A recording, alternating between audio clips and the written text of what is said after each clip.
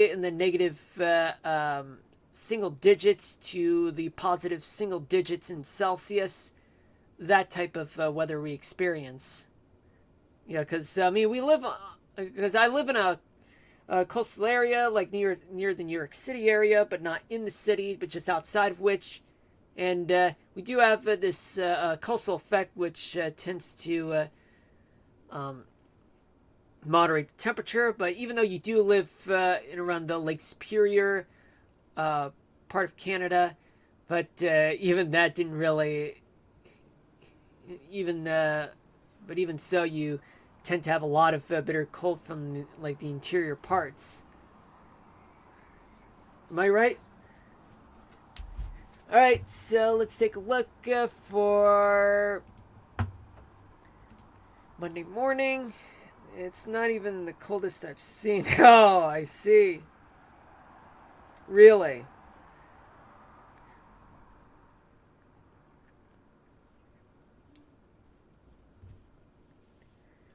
But let me see. Okay, so for Monday morning, some moisture would still linger around throughout the East Coast and the central third of the United States. Unless in your area, it tends to get slightly drier in your part of the Great Lakes wild. It tends to be in the teens, like close to air temperature. And then we move on to Monday night. Plenty of humidity still lingering throughout the East Coast, the central third of the country. And you're going to get very humid conditions wild starting in the early part of next week, which could eventually build up and lead to some wet weather in the coming days. Let's see for Tuesday morning.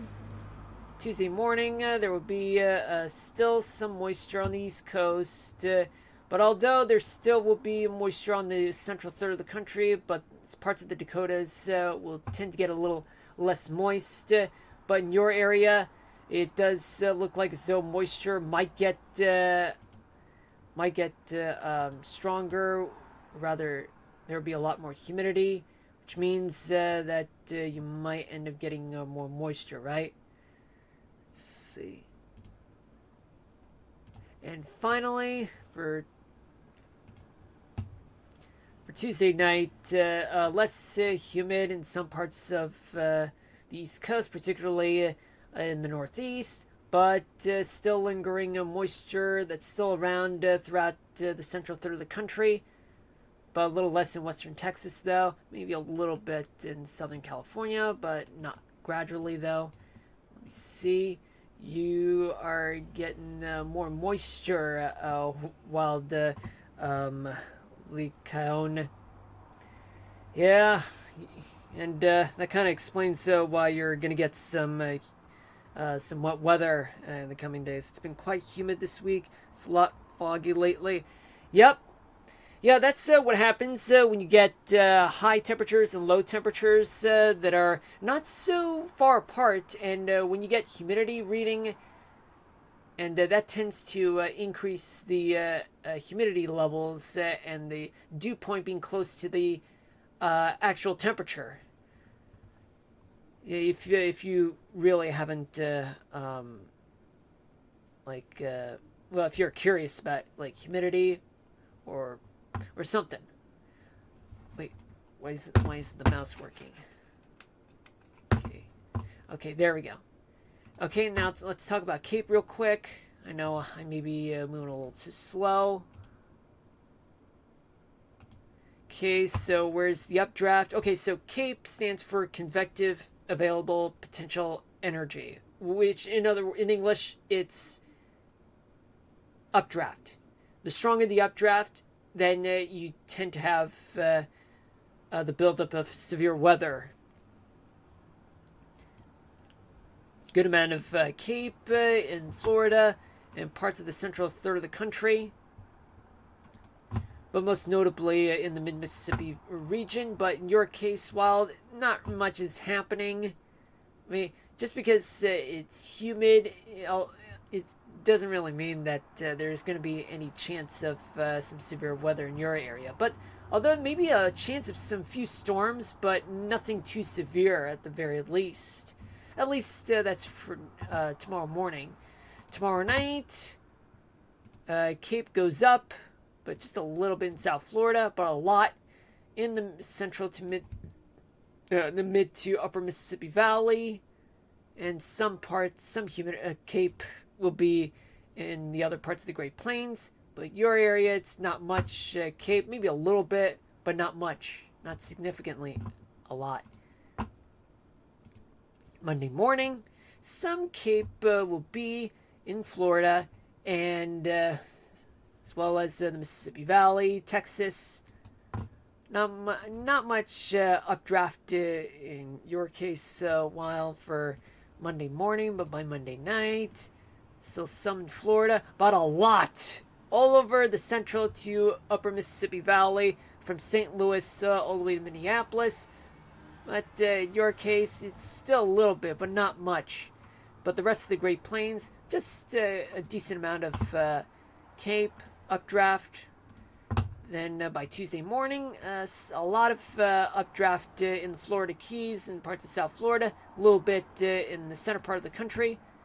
In your case, just a little bit, maybe tiny bits going up.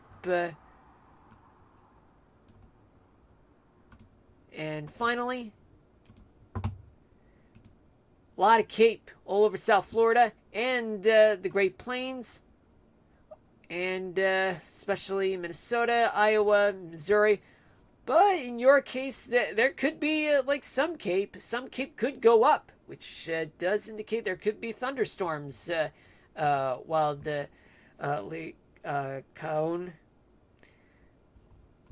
Yeah, but although I can't really go into Wednesday because the models won't let me do that, and also using the other models, well, they're more like global models, but they tend to be less accurate than the NAM, which is a little more localized type of model, in which in most cases they're a little more accurate because they tend to have like some weather parameters are more closer together than far apart because of the global models.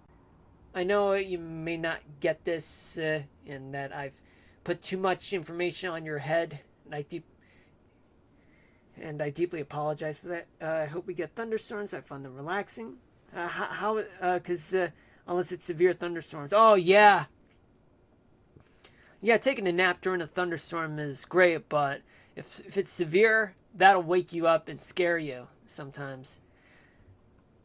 I mean, even as a meteorologist myself, I tend to get frightened with very strong to severe thunderstorms. But not all thunderstorms, just the ones that create the loudest noises and the strongest of vibrations. Kind of sometimes feels like an earthquake.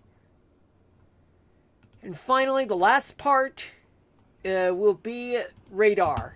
This is the part where we talk about where the storms.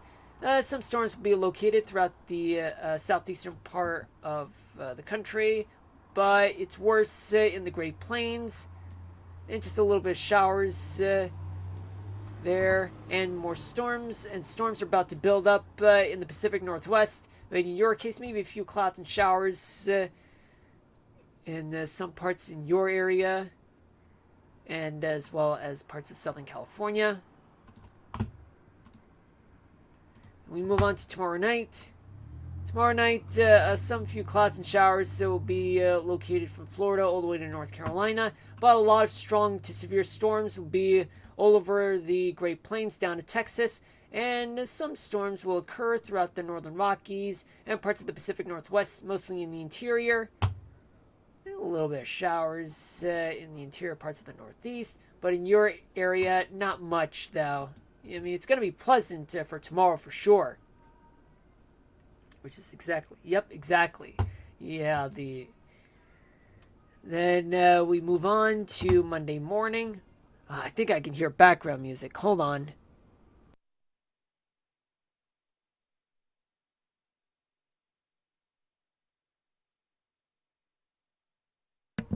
Anyway, for Monday morning, yeah, this is Monday morning. Monday morning, some showers and a few storms will be in the mid-Atlantic, a little bit in Florida, and still remaining in the southern part of the Great Plains, but still plenty of storms to go around in the Dakotas, and a little bit of wet weather and a few storms in the northern Rockies. Your case, not much, just pleasant weather. For Monday night, storms will occur throughout much of the south. That includes Florida. Plus, throughout the central Mississippi Valley, more storms in the front range of the Rockies from Wyoming all the way to Montana and a little bit in North Dakota. But your case, while it's not really happening on Monday night, and then we move on to Tuesday morning. By Tuesday morning, storms will occur throughout the mid-Atlantic all the way to parts of Tennessee, Mississippi, and Alabama. Maybe a little bit in the western Gulf and the Atlantic side of Florida. And some showers will linger throughout... hold on a minute. Would linger throughout the Great Plains, all the way to Minneapolis and Duluth. In your case, not much. You're good with the weather. Montana, get some showers, a few storms there.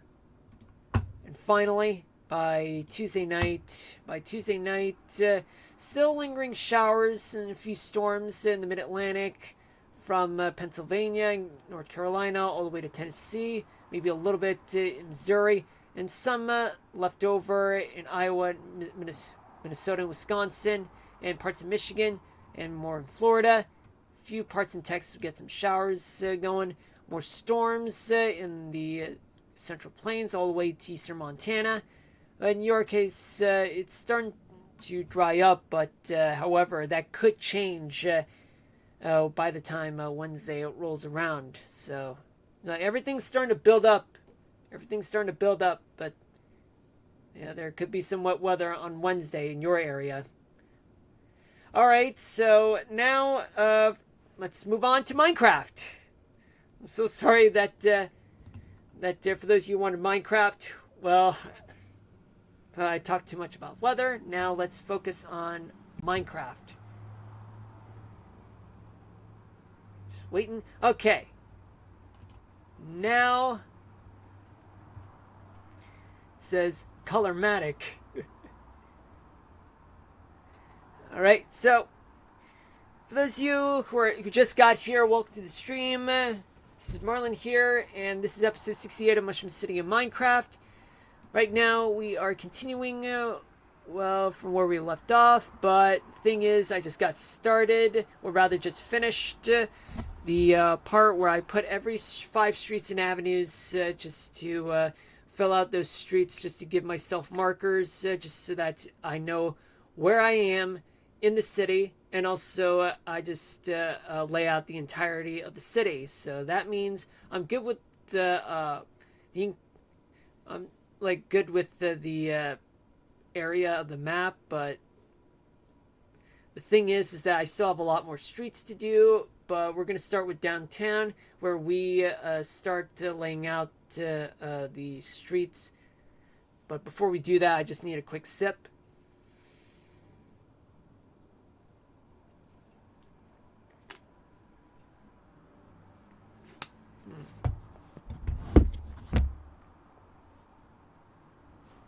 Okay. This right here is the center of town. Yeah, this is City Center Plaza you guys are seeing right now. I mean, it's surrounded by buildings and parking garages.